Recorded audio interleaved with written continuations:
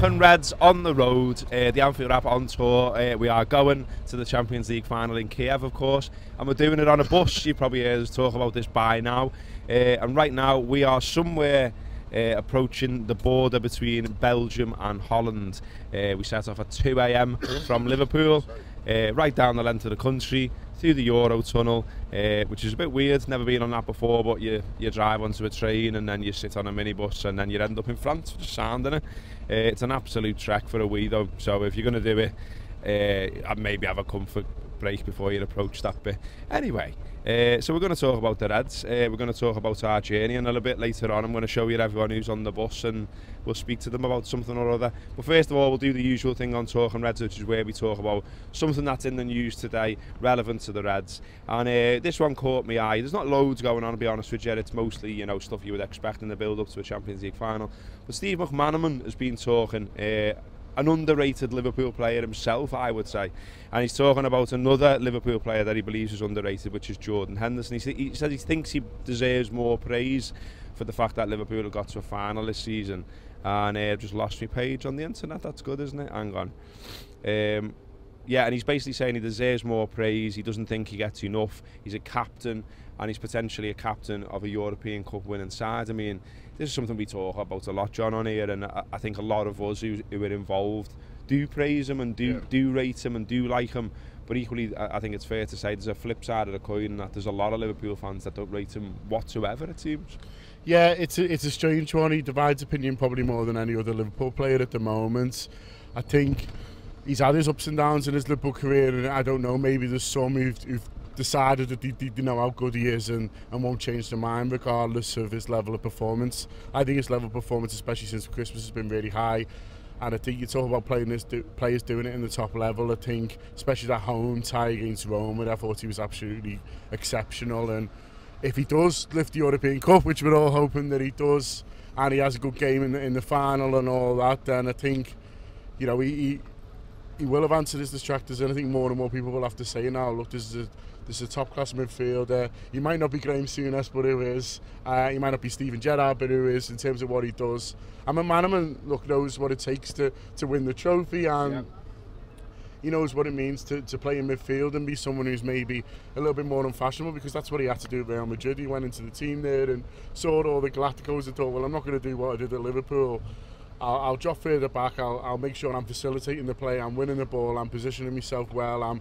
I'm short, sharp passes and making sure that the lads in front have got the ball as quickly as possible. And that's not exactly the role that Jordan's got, because he's a little bit deeper, but it's a similar sort of thing. So it's interesting to hear Macca praising him, and I don't think he just do it for no reason, because he's quite an honest guy, isn't he? Forthright, yeah. He's very forthright, McManaman, and I think, as you say, if he didn't rate Henderson, he wouldn't say so. He says he's had his detractors down the years, and people moan about him not being good enough to play for Liverpool or England, but he's driven this side and lifted this side through hard work and determination to a Champions League final, and has done so well. The headlines around this Liverpool team may have been dominated by Mo Salah, but no team reaches the Champions League final with one man. They needed Mane, they needed Milner, and they certainly needed Jordan Henderson, says McManaman. He says he uses the ball well, he gives it quickly to the people who can do damage, he knows his role in this team, and Klopp appreciates him. That is what it's all about in a winning team. You need several pieces of a jigsaw to fall into place, and Henderson is a big part of that for Liverpool, which is all absolutely fair enough. The other one that I wanted to just touch on, you know, John, you've done a lot of the sort of youth team shows and for the Anfield Wrap down the years, and it always intrigues me this, that Harry Wilson's always been a lot of talk about Harry Wilson, about him being a talented lad, and yet he's never really got to go at Liverpool beyond the certain level. Certainly first team, obviously he's never really got to go for the first team. Ended up going out on loan. Lots of talk about how good he was on loan, and now Neil Critchley's basically saying that he'll now be looking at a role in Liverpool's first team next season. And I'm kind of like, well, will he though? Because like, what's changed? I mean, he's played well by all accounts, but in terms of his build, in terms of his pace, in terms of the stuff that maybe held him back, that's probably not changed. No, it hasn't. But I think the loan move will have raised some eyebrows at Anfield, or maybe raise eyebrows isn't the right word, but it'll have pushed him into minds more. I think you look at I think you look at, you know, his last loan spell before that was a couple of years ago. He was maybe too young, he didn't go very well, and then he was scoring all these goals for the under-23s, and people were saying, well, what more can he do? But it is such a big jump. I would say the last 2 years, Harry Wilson has answered every question that you could possibly throw at him. You know, we can't have been given more chances. He can't have done it for the first team because he hasn't had the chances. Yeah. You know what I mean? And so, if you ask him to, he got the captaincy of the under-23s. He was asked to score more goals. His numbers last season were absolutely phenomenal. This year he started off again, and then he's gone out to Hull, and look, they adore him there for the goals he scored and for the way he played and the style. So he's done everything. I'd like to see him given a go in pre-season and see how he is, because he could save you a few quid. And if you're talking about, you know, how many star forwards do you want? How many big name ones do you want? Or do you want someone who's 5th or 6th choice or whatever? That could be Harry Wilson more than a guy you'd have to go and get. He might be expecting more, he might be wanting more, and might be unhappy with that bit part role. For Harry Wilson, you know, he might be the one who can do it. Okay, well, on the Anfield Wrap we are sort of documenting this trip, this mammoth trip across Europe to Kiev. We're doing video, obviously, what you're watching one right now, but we're working on some other stuff as well. We're doing podcasts as well. We're doing sort of like a bit of a diary of our trip all the time and going around speaking to everyone. We're doing content as well. We'll be doing, I think there's a big question. We're going to have a chat about past European matches. We're going to do loads of stuff. We're obviously going to look ahead to the game, big game at the weekend as well. So it's still a good time to subscribe, get involved, you know, live this experience through our stuff, if you like. And what we're going to do now, we're going to just sort of go around and show you everyone who's on the coach and just get a few words off them. If you're looking at us right now, by the way, and you're thinking, he looks hot, him. You're right. We are hot, and the reason for that is, I mean, this coach we're on is lovely, is sound, and it was sold to us as, you know, nice luxury coach. But things happen, and things have happened, and a fuse has gone, and so we've got no air conditioning right now. We've got no Wi-Fi, no power, and the only cool air coming in is through that window up there, and we had to shut that because it was too noisy to do this video. So anyway, swing it. Where do you want to go first, Joe? Go that way. Gary, just say hiya. All right, lads. There's Gary. The other side. Go the other side. Craig. All lads. There's John. If you don't recognise any of them, that's because they're my mates and I've just bunked them on. Next up, who've we got? There's all kinds of gear on here, so I'll probably go flying. You know him, don't you? You know this mug. Ian Ryan, how are you feeling about the final? I can't wait, mate. I can't wait. It all starts to feel real now, doesn't it? We're getting closer. We're not that far from Berlin. We've got a night in Berlin tonight and then on to Kiev. I believe we should be in Kiev at about 10 o'clock, so it should be getting pretty tasty around about 10 in the morning. Or everyone will be there. The fan park's going to be mad. The boys are doing their stuff on the stage. Jamie Webster's playing as well. Can't wait. Yeah, excellent. We will be, or John and Neil will be, in Shevchenko Park doing stuff. Is it 2 o'clock, John? Yep. 2 o'clock. So if you're about and you're watching this and you're going to be there, come down, have a laugh, say hello. Who else have we got here? Got Dan Austin here as well. Dan, how are you feeling right now? You all right? I'm very well, mate.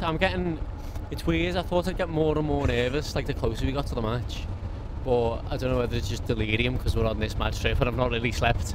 But I just feel like more relaxed about it, more confident. I suppose that's a good thing because it means that I'm not like worrying going into the ground and all that. But it's just mad that in the space of like 3 years we've gone from playing Real Madrid twice and getting turned over really, really easily to now being in a position where it's a completely fair fight. It feels like an even matchup. It feels like if you were putting an 11 together of the best players in both teams, it could be 6-5 either way. There's genuinely not a disparity in these football teams, and Madrid are probably still favourites because they've got more experience and they've won the last two and that. But it's just boss to be going to a European Cup final at Liverpool and thinking that you absolutely deserve to be there and that you've got every right to go on and win it. Absolutely, well said. Craig. Lots of people said we're mad for going this way that we're going and doing what we're doing and going on a bus, and lots of people sending us messages across social media saying all that. But how's the experience so far been for you? Brilliant. This is, you know, when you hear about people talking about going to European Cup finals and European aways, this is what you hear them talk about: the mad journeys, the mad bus journeys and train journeys, just getting there by whatever means possible. So like, this is all part of it, and I'm so happy we're doing it this way rather than just a day trip or something that's, you know, just not as exciting. Ask me what I think of this bus journey, you know, maybe tomorrow when we're on our way to Kiev, when we're hungover after a night out in Berlin. But no, this is what it's all about. I'm bursting with excitement, and I mean, I just can't wait. Not just for the European Cup final, the fact that there's loads of little sort of side stories that we've got, like Prague, got a night out in Berlin tonight, the Square. Yeah, just meet up to be going. Can't wait. Boss, I thought you were going to say you were bursting for the weekend. There's lots of stuff in the way, so either me with the microphone or Joe with the camera may well go flying, but you know, we'll just go with it. Next up, Neil Atkinson. Neil. I'm enjoying this. I'm enjoying Joe's doing some great guerrilla camera work here. He is, isn't he? How are you feeling about? I mean, I think we all know what you think about Liverpool, because we all think they're boss, and we've watched them all season, and we've seen them smash good sides and all the rest of it. You've watched quite a bit of Madrid over the last few days. You've spoken to a lot of people who've watched Madrid as well, and people can listen to that on the Anfield Wrap. Kevin Keaton's the commentator on La Liga. Sid Lowe. Was there anyone else? There was, but I've forgotten, which is awful. But yeah, we did a lot of looking, and we did a really good review show on it as well, and sent some articles out, watched some videos beforehand, had a little look through. And one of the things that struck me all the way through is a lot of their strengths play into our hands, so a lot of their strengths could become their weaknesses on the day. They like Modric and Kroos to get the ball in certain areas of the pitch where we love to win it back and attack, but it could be, listen, you know, if Modric and Kroos play brilliantly, then maybe that doesn't work for us and that works for them, and that makes a difference. But watching a side's strengths possibly become weaknesses is really good. It's good for us, but I think we're in a similar boat. You know, there's a lot of what we do that they could counter brilliantly and get at us, and I'm expecting it to be great. And I think it's dead important to say, for me, it's a 50-50 game, and I think that's what everyone's trying to say. And we're going into this as equals on a number of different ways. We go into this as equals, we go into this and we can win, and we can not just win, we can also win well. If you said to me right now, listen, I can't tell you who wins, Neil, but it's 4-1 either way, I'd go, yeah, I can see that.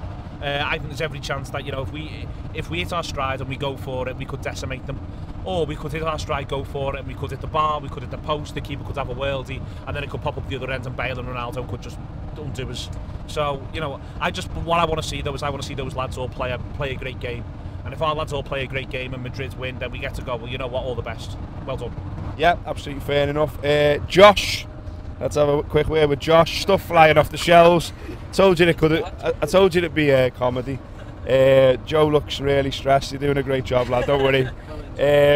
Josh, your first European Cup final. You've obviously grown up at Reds and watched the Reds and heard the stories and read the books and Joe swearing in the background. No, you've heard me banging on, you've heard others banging on about Istanbul and all the rest of it. You've heard older fans that we have on talking about, you know, 84, 81, 77, 78, whatever. I'm guessing you're dreaming that this is your one.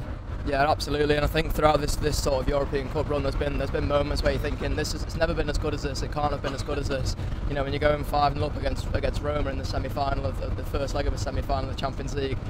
There's games that you guys have talked about in terms of the Chelseas and Juventus, but it can't have ever been as good as that. And hopefully, you know, we can write more of them stories in Kiev. But this is what it's all about: being on the bus and just being able to live this, because this is basically a once in a lifetime opportunity.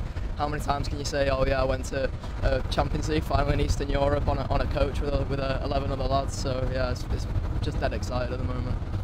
Walshy, you know, some people sort of say, and not least me to be fair, at times I've said, you know, it does take, or it has taken at times, a little bit of the shine off the fact that it's so expensive, it's so hard to get here, it's, you know mates who've missed out because we've hardly got any tickets, you know, in terms of allocation and things like that.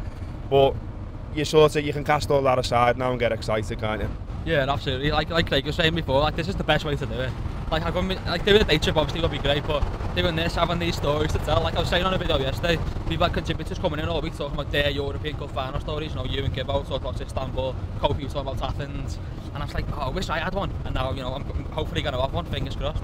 Yeah, excellent. Well, let's hope the Reds do the business. Let's hope we win. We'll be following them all the way to Kiev. We'll do more of these. We'll keep talking about the Reds. We'll keep talking about football. Stay with us. That's been Talking Reds.